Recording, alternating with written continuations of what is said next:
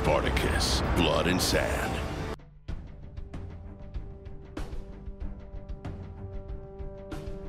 Yeah, look, I mean, I had no idea what to expect. You know, I've done these conventions in America and Canada, and I did one over in Dubai, in the Middle East, and you know, it was kind of just an interesting proposal to come to Belgium. You know, I came here when I was 19 years old.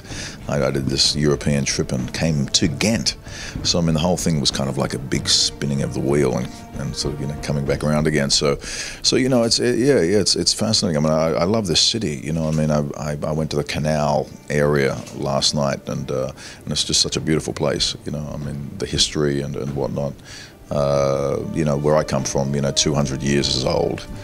So when you're seeing buildings that are like from the 15th, 16th century, you know, it's really fascinating for me.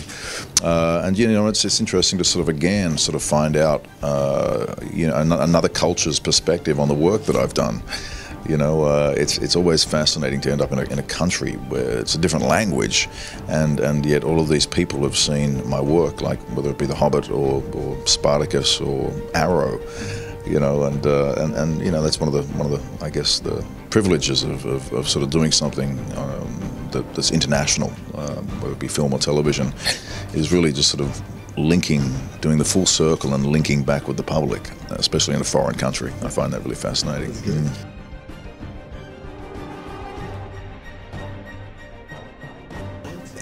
You know, the funny thing about playing in Arrow, I had no idea when I did the casting, you know, who Slade Wilson was. I hadn't read DC Comics, and so I was just under this impression that I was playing a military guy.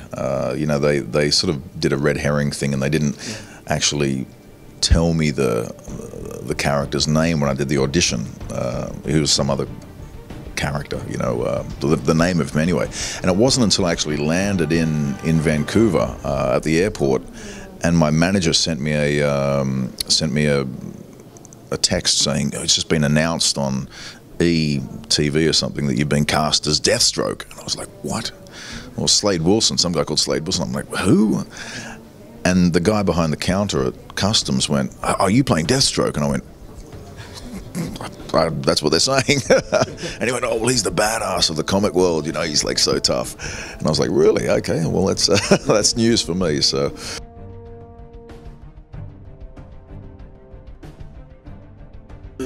yeah, sure. I went out and I bought every copy. At my first or my second Comic-Con convention in America, I met a guy with a big comic stand, you know, and I said to him, listen, I mean, what have you got that's got Deathstroke or Slade Wilson? And he said, well, he built a pile about this big, you know.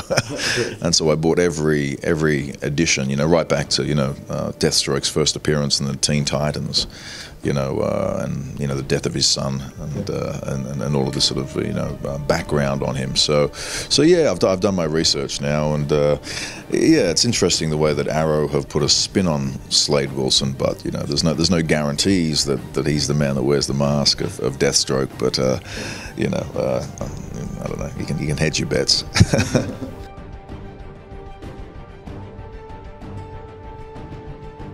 Look, people always are asking me now, you know, am I going to do films, or, you know, do I prefer television? And you know, it's really about the product. You know, I mean, Spartacus was such an interesting project to work on, because I got to flesh out a character over 4 years.